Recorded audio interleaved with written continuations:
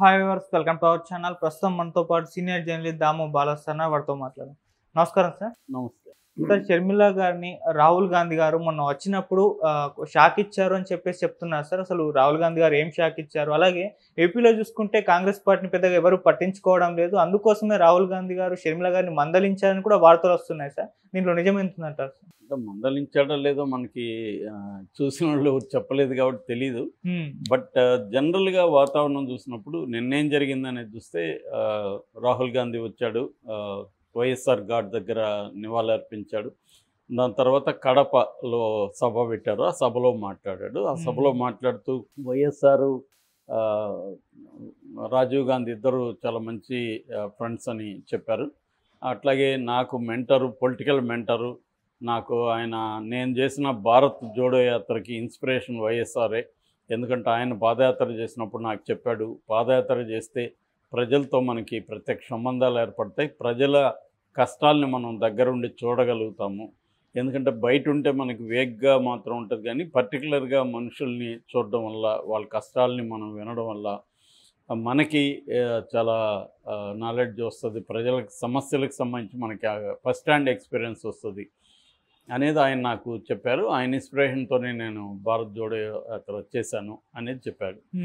రెండవది, తాము అధికారంలోకి వస్తే ఆంధ్రప్రదేశ్కి ఏం చేస్తామనేది చెప్పాడు. దాంట్లో ప్రధానంగా ప్రత్యేక హోదా 10 ఏళ్ల పాటు ఆంధ్రప్రదేశ్కి ఇస్తాము, అది మేము ఇంతకుముందు కూడా చెప్పాను, దానికి కట్టుబడి ఉంటా ఉన్నాడు. అట్లాగే విశాఖ ఉక్కును ప్రైవేటు పరాన్ని ఆపుతామని చెప్పాడు. తర్వాత పోలవరాన్ని పూర్తి చేస్తామని చెప్పారు. తర్వాత అమరావతిని ఉంచుతామని చెప్పారు. తర్వాత కడప ఉక్కు ఫ్యాక్టరీని, స్టీల్ ఫ్యాక్టరీని నిర్మిస్తామని చెప్పాడు. ఇటువంటి హామీలు ఆయన ఇచ్చాడు. దాని తర్వాత ఇక్కడ బీజేపీ బి టీమే ఉంది. బీజేపీ అంటే ఆల్రెడీ షర్మిల చెప్పినట్టుగా బి అంటే బాబు, జే అంటే జగను, పి అంటే పవను. సో బీజేపీ అంటే బాబు, జగను, పవను అనేది ఆయన కూడా చెప్పాడు. సో ఈ 3 పార్టీలు కూడా బీజేపీకే ఒడిగం చేస్తున్నాయి, బీజేపీని ప్రశ్నించట్లేదు. బీజేపీ వల్ల రాష్ట్రానికి అన్యాయం జరిగింది. సో షర్మిలకి మీరు ఓట్లేసి గెలిపించండి, కాంగ్రెస్ పార్టీని అధికారంలోకి తీసుకురండి అనేది ఆయన ప్రధానంగా పిలిపించాడు.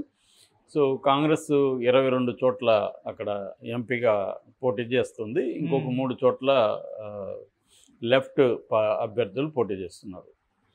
సో ఇప్పుడు ఈ క్రమంలో ఏంటంటే ఆ సభకి పెద్ద వందల సంఖ్యలో కూడా రాలేదు జనం అనేది కూడా రిపోర్ట్ అవుతుంది.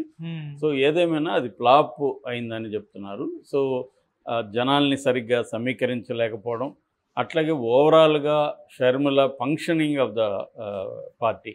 అంటే ఇక్కడ మనకు చూస్తే రేవంత్ రెడ్డి చాలా అగ్రెసివ్గా పొలిటికల్ బ్యాటిల్ చేశాడు. ఆయన పర్సనల్ బ్యాటిల్ కాదు, నిజానికి పర్సనల్గా ఆయన చాలా అవమానాలకు గురయ్యాడు. ఆయన్ని అర్ధరాత్రి 12 గంటల తర్వాత ఇంటి నుంచి ఎత్తుకు రావడం కావచ్చు, వాళ్ళ కూతురు పెళ్ళికి కూడా పోనీని పరిస్థితి కావచ్చు, జైల్లో ఉండి కోర్టు పర్మిషన్తో కొన్ని గంటలు రావడం కావచ్చు, ఇలాంటివి చాలా పర్సనల్గా కూడా చాలా అటాక్ చేశారు, కేసులు పెట్టారు ఆయన మీద. అప్పట్లో టీవీ ఛానళ్ళలో విపరీతంగా అతని మీద నెగిటివ్గా కబ్జాదారని అదని ఇదని చేయించారు. అయినప్పటికీ రేవంత్ రెడ్డి అంటే పొలిటికల్ బ్యాటిల్ ప్రధానంగా చేశారు, అటాక్ చేశాడు. దాని ఫలితం కనబడింది. ఇక్కడ చూసుకున్నప్పుడు ఈమె పొలిటికల్ బ్యాటిల్ చేయాలి. పొలిటికల్ బ్యాటిల్లో ఏముండాలి? జగన్ని పొలిటికల్గా ప్రధానంగా అటాక్ చేయాలి. నాకు పర్సనల్ విషయాలు నాకు అనవసరం, నేను పర్సనల్ విషయాలు మాట్లాడను, నాకు ఈ రాష్ట్రం ఇంపార్టెంట్, ఈ రాష్ట్రానికి సంబంధించి నేను అతన్ని ఒక పొలిటికల్ పార్టీ హెడ్గా చూస్తున్నాను, నా అన్నగా చూడట్లేదు అన్న నెరేటివ్ తీసుకెళ్ళి ఉంటే ఆమెకి మైలేజ్ వచ్చిండేది. అట్లాగే ఆమె విమర్శించేటప్పుడు నేషనల్ లెవెల్లో కాంగ్రెస్ పార్టీకి బీజేపీ ప్రధాన శత్రువు కాబట్టి ఇక్కడ కూడా బీజేపీ కూటమిని కూడా ఆమె గట్టిగా విమర్శించాలి. ఈ 2 పనులు చేయకుండా ఆమె ఏం చేసిందంటే మొత్తం కాంగ్రెస్ పార్టీని కుటుంబ పార్టీగా మార్చేసింది. రెండవది, కాంగ్రెస్ పార్టీలో వేరే వాళ్ళకి కూడా స్కోప్ ఇచ్చి ఉండాలి. అక్కడ సీనియర్ నాయకులు ఉన్నారు, రఘువీరారెడ్డి ఉన్నారు, తులసిరెడ్డి ఉన్నాడు, ఇట్లా చాలామంది నాయకులు ఉన్నారు, వాళ్ళకు కూడా స్పేస్ ఇచ్చి ఉండాలి. అట్లాగే ఉమెన్ని కొద్దిగా బాగా మాట్లాడగలిగిన వాళ్ళని కూడా తీసుకొచ్చున్నారు. అంటే కాంగ్రెస్ పార్టీ పోరాడుతుందన్న విషయాన్ని పక్కన పెట్టి షర్మిల జగన్ వీళ్ళిద్దరి మధ్య ఏదో గొడవ అయింది. ఆ అమ్మాయికి ఏదో ఇప్పుడు ఆ గొడవని తీర్చుకోవడానికి జగన్ని ఇబ్బంది పెట్టడానికే ఈమె దిగింది అన్న వైసీపీ నెరేటివ్ ఏదైతే ఉందో దానికి దోహదం చేసేట్టుగానే ఈమె కార్యాచరణ అంతా కూడా ఉంది అక్కడ. అది మేజర్ షర్మిల చేస్తున్న తప్పు ఏంటంటే ఆమె ఒంటెత్తు పోగడు అంటారు కదా, ఒంటరి ఆమె ఏమీ ఎస్టాబ్లిష్డ్ లీడర్ కాదు. ఎస్టాబ్లిష్డ్ లీడర్ కానీ పోనీ ఆమెకేమన్నా కరిష్మా ఏమన్నా ఉందా పవన్ కళ్యాణ్ లాగా, అట్లా కూడా ఏమీ లేదు.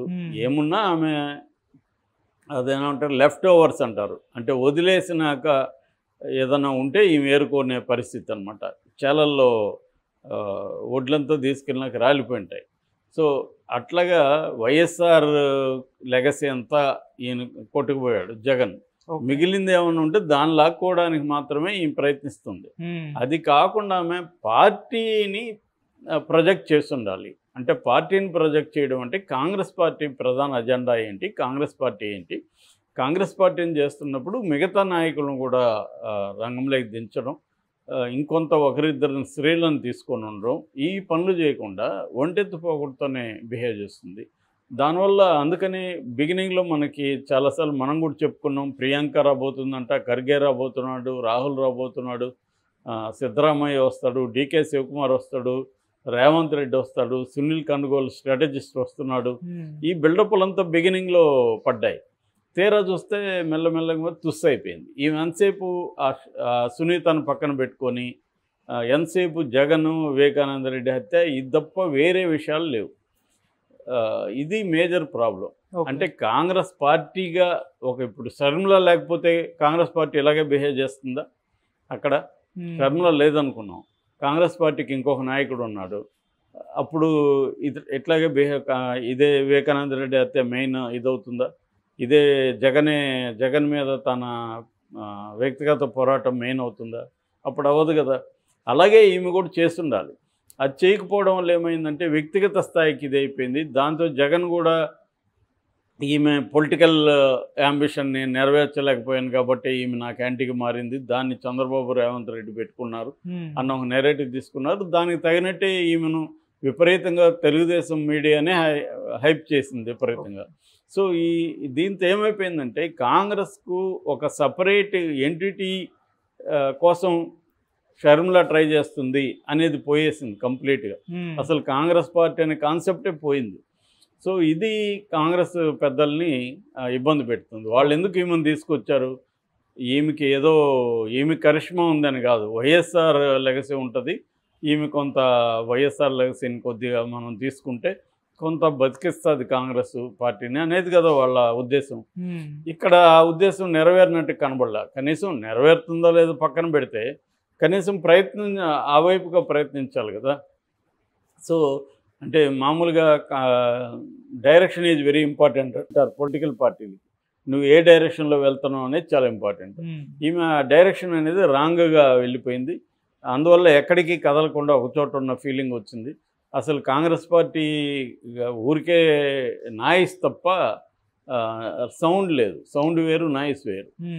ఇటువంటి ఒక కలగాపలగమైన ఒక నాయిస్ లాగా ఆమె అయిపోయింది. ఒక జోరీలాగా మీడియాలో ఇది చేస్తుంది తప్ప ఈమెకు కేఏ పాల్కి పెద్ద తేడా లేదు.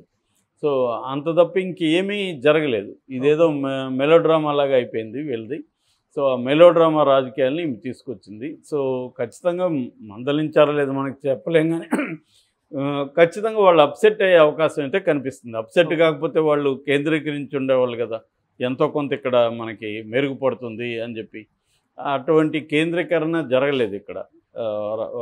ఏదో మొక్కుబడిగా అది కూడా షర్మిలాని కడపలో గెలిపించాలన్నట్టుగా ఆయన వచ్చి వెళ్ళిపోయాడు తప్ప ఆయన ఇంకా వైజాగ్లోనూ ఇంకా కాంగ్రెస్కి ఇప్పుడు మడకసిరలో కాంగ్రెస్ వస్తుందని రవిప్రకాష్ ఆర్టీవీలో చెప్పాడు.